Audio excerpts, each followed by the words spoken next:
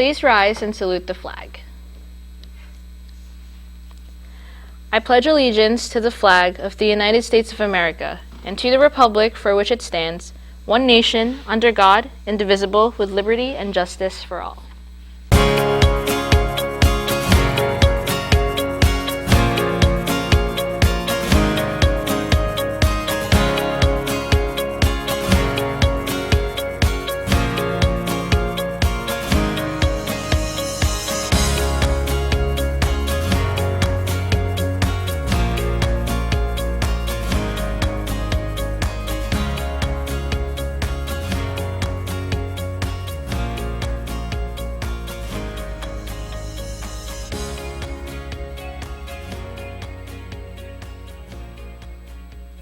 Good morning and welcome to RPtv.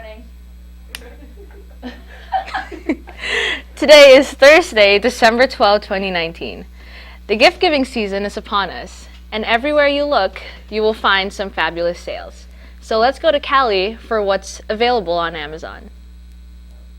Amazon's third-generation Echo Dot smart speaker just drastically dropped in price to 99 cents for a limited time only.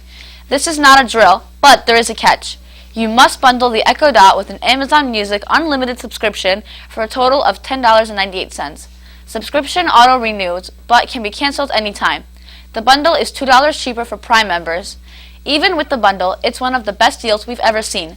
The Echo Dot is normally $50, and it comes at the perfect time if you're holiday shopping. Amazon has dropped the prices of many in-demand products the past few weeks. On Cyber Monday, a MacBook Air laptop dropped to $650, one of the cheapest prices it has ever been. It's still available at a discounted price for $699.95, which is 30% off.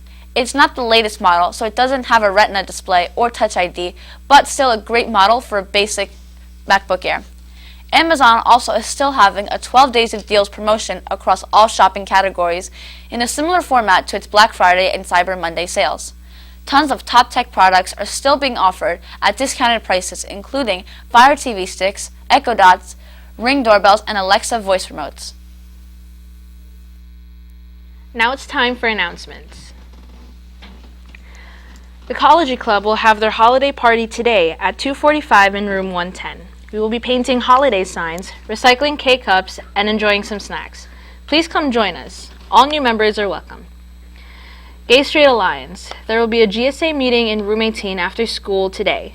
All are welcome. Confidentiality is a must. Spring Musical Crew meeting on Monday, December 16th at 5 p.m. in the auditorium. If you have any questions, please see Mrs. Arango. Future Health Careers Club. Holiday party will be held on Tuesday, December 17th after school in the Teachers Cafe. Please sign up with Mrs. Haddad in the health office if you'll be attending. Hope that all members will join the festivities. Interact Club will be hosting a holiday party on December 20th. At this party, there will be food, games, and a white elephant. If anyone is interested in participating, please see Rebecca Rodriguez or Mr. Fucci. Art Club and National Art Honor Society will be meeting Fridays after school in room 102 during the school year. We are working on projects and sometimes exploring new media. Join us. Celebrate Hour of Code. Stop by the library and learn all about this annual event celebrating computer science. Throughout the week, AP Computer Science students will be available in the library 3rd and 4th periods to demonstrate coding and help you develop your coding skills. Girls are invited to join Girls Who Code on Friday, December 13th in the library at 7:30 a.m. to learn more about computer science. Interact's Toys for Tots drive will end on Friday. Please bring all toys to the main office for the collection.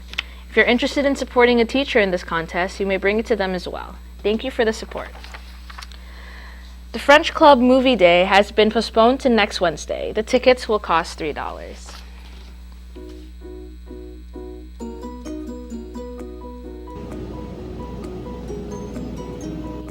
Want to talk about controversial topics? Then Debate Club is for you. Debate is open in room 7 every other Wednesday. Come and watch our debates. Dude, I can't believe you feel that way about immigration. Are you serious, man? I'm not joking. You're not joking? Really? Really? I disagree with you. Really? Well, I think your opinion's garbage. Guys, relax. You all have excellent points. Why don't you guys just join Debate Club? We hope to see you there. As you begin making plans to give gifts to friends and family, don't forget that sometimes a charitable donation can do a lot of good for a lot of people. Soraya has that report. Stability and freedom. That is what Community Access Unlimited member Brian Shapiro thinks it means to own a car. CAU started their vehicle donation program in order to aid youth and individuals with disabilities who want to complete their driver's test and have the independence that comes with driving their own car. CAU does not sell or scrap donated cars. When you donate, 100% of the donations will go to the people who have transportation needs. Vehicles that are new, gently used, or ones that need minor repairs can qualify for donation. The owner of the car must have the title at the time of donation and will receive a donation letter that serves as a tax-deductible charitable donation. It's a lot easier, Brian Shapiro says, grateful for the Volvo he received this fall from CAU. I go to work and take my son places. We'll be right back.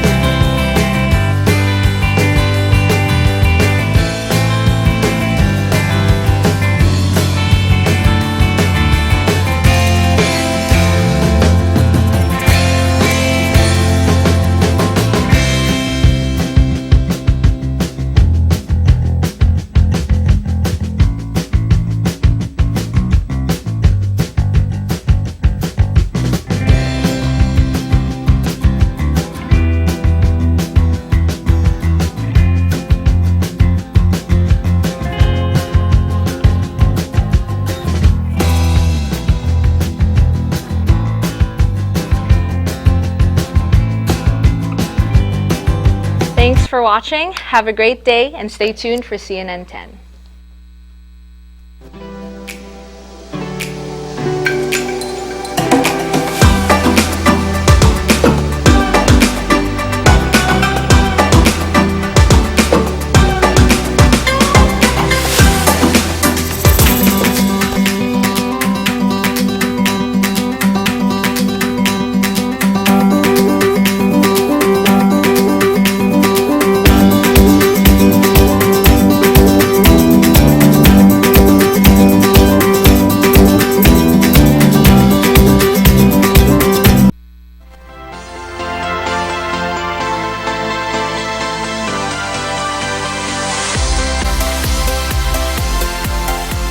Penultimate is a word you don't get to use too often.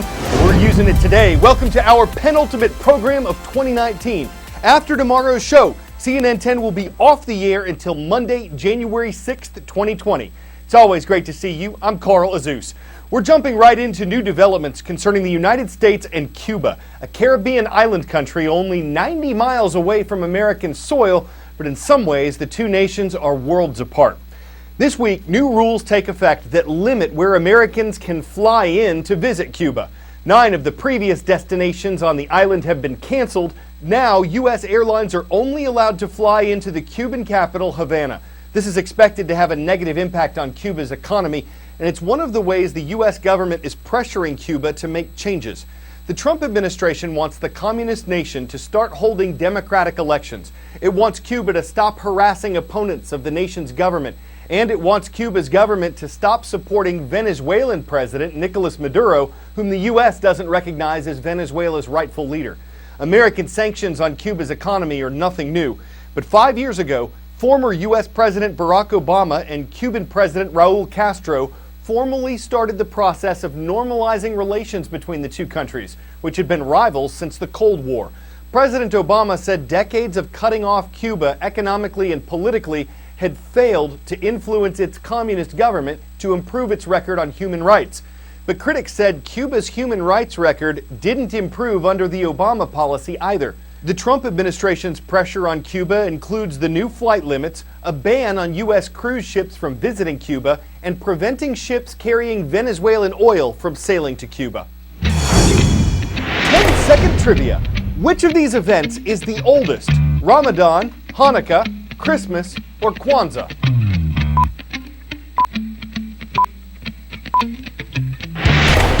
According to Jewish tradition, Hanukkah was instituted in the year 165 BC, making it the oldest observance on this list. Christmas hasn't come early this year, but the flu season has, and there ain't nothing merry about that. Flu viruses circulate around the world throughout the year, but a flare-up in the U.S. is most common in the fall and winter, hitting its worst point between December and February, according to the Centers for Disease Control. But it says it's been 15 years since flu season started as early as it has this time around.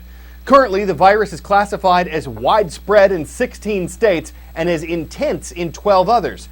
What's also unusual is that influenza B, a type of flu that usually hits a small number of people at the end of flu season, is hitting in bigger numbers at the start of this one. And children are particularly vulnerable to influenza B. The CDC is urging Americans to get vaccinated, even though the vaccine isn't perfect, and many of those who get the shot still get the flu.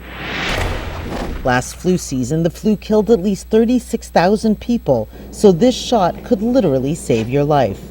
But it's far from perfect. Even on a good year, influenza effectiveness of the vaccine is about 60%. On a bad year, it's as low as 10%. Do we need to make a better flu vaccine? You know, we really absolutely do. In September, President Trump signed an executive order noting that the current system for making flu shots has critical shortcomings. The order pledges to modernize the process. The first step, stop using eggs to make flu vaccine. They grow the virus in the eggs, like the eggs you eat for breakfast, and then they kill the virus and put it in a vaccine. But sometimes the virus changes inside the egg, so it doesn't end up matching the flu that's out there spreading among people. That's why some companies like this one have figured out ways to grow the flu virus without using eggs. Right here we have the cells growing the virus. The virus stays the same, and when you make the vaccine, it looks closer to what's in the wild. So no eggs here anywhere. No eggs here anywhere. Trump's executive order is designed to encourage more of this technology and something even bigger, something researchers have been working on for years. A flu vaccine you would get only once in your life instead of every year. Karen Craney is one of the first people in the world to get what's called the universal flu shot as part of a study at the National Institutes of Health. Invert 5 times. The shot is prepped and medical history is made. A universal flu shot is at least a decade away. It's complicated. It's not going to be easy, but we're starting to see the light at the end of the tunnel. So for now, get your regular flu shot to protect yourself and everyone around you, while we wait for something even better. Since we first reported on the Ocean Cleanup Project, which uses a giant U-shaped tube and a net to corral plastic in the ocean, it's hit some headwinds. About a year ago, one of the devices broke, and scientists have questioned whether it's money well spent, and they've floated the idea that the project could actually have a negative effect on the environment. But Ocean Cleanup has had some success since then, and it's hoped to become one of a number of solutions to the problem of plastic in the ocean. What we see here are actually the stomach contents of a single sea turtle that was found dead 2 years ago. This was all in one sea turtle. One sea turtle. Look at all that plastic. There are approximately 150 million tons of plastic in the world's oceans, and a recent UK report predicts that that number will triple in the next decade. Pieces of plastic in the ocean can kill sea life, threaten industries like fishing or tourism, and negatively affect our health when they end up in our food. That plastic is still going to be there in 1 year, it's still going to be there in 10 years, it's probably still going to be there in 100 years. Only if we go out there and clean it up, this amount of plastic is going to go down. One young Dutch inventor and his team have their sights set on solving the plastic problem. How? It's an almost 2,000-foot-long floating pipe with a net hanging below. If you look around the world, there's plastics washing up on beaches. Basically, we designed an artificial coastline here as a method of taking the plastics out of the water over there. The wind is like propelling the system through the area such that the open end of the U, so to speak, is going forward. So it's kind of like a catcher's mitt for ocean plastic. Yeah, exactly. And then every couple of months there is a boat coming, a bit like a garbage truck in the ocean, and that takes the plastics out there on the boat and brings it back to shore. This first version of the system was deployed to much fanfare in 2018, but it failed to collect and retain the plastic. Since then, the team has added a parachute to slow it down and a cork line to prevent the plastic from going over the top of the floating pipe. Now, the team says, the new system is working. But critics have worried about the system's effect on marine life. Are these the tubes that we see out there? Yeah, so we have the floater at the top that obviously keeps it afloat, while we have the screen underneath it that prevents plastic from going under it. So we don't have anything that can entangle marine life. And what happens is that the current flows underneath it, while the plastic which floats will remain in this zone in front of the cleanup system. You obviously have a ton of support for your project, but there's also a lot of critics out there who are saying, you know, you guys are just skimming the surface of this problem and you're not dealing with microplastics. 92% of the plastic isn't microplastic, but are larger objects. It's not microplastics yet. Right, so it's kind of a ticking time bomb. The sooner we get that out, the better. They're starting with the Great Pacific Garbage Patch, a floating mass of trash more than twice the size of Texas. The group plans to make consumer products out of recycled plastic from the patch. This pair of sunglasses, we already made this from plastic coming out of the Great Pacific Garbage Patch. But the ultimate goal? To clean up 90% of ocean plastic by the year 2040. Back in the day, people said, well, there's no way to clean this up. The best thing we could do is not make it worse. But to me, that's a very uninspiring message. You know, everyone wants the future to be better than the present. And that's what we hope to achieve with this cleanup.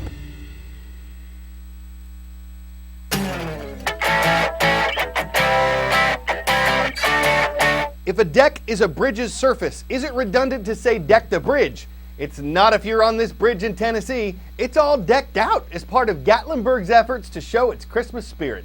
This is the longest pedestrian suspension bridge on the continent. 680 feet of Great Smoky Mountain walkway that's also a tunnel of color.